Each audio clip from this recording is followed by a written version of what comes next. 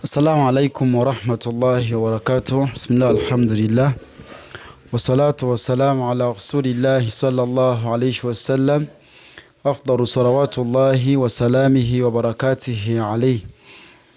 Wekitiibwa Allah tumwebaza akyatuwadde obuwangazi tumusaba okusassa n'ebyengera ku mbaka Muhammadu sallallahu alaihi wasallam oyo gwe yatusindikira nga rahmata lil alamin. Tukyagenda maaso n'omusomo gwaffe ogwa buku Iqra era nga tuba tukomye wano ku nnyukuta eno eya nuuni eya sukun. Jjukira nuuni eyo obanga agikonako bukonyi katono kasita ogisinga nange eriko kasukuni ako nga onogaa nti oba ntegereka. So kati for example ekigambo nga kino kiba man ntegerekese. So hono katono nnyo novaawo insha Allahu tabaraka wa taala. So tuyina an in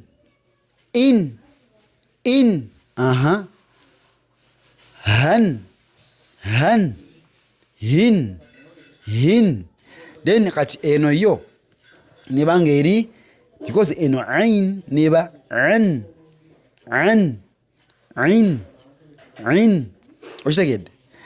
So kati wantuga nti in huwa okitegedde. Man amana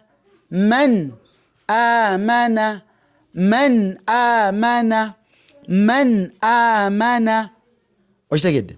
Then an ibadi kati bw'okiga kiba an ibadi ntegerekese. Barakallahu fikum, jazakumullahu khayran fi dunya wal akhirah.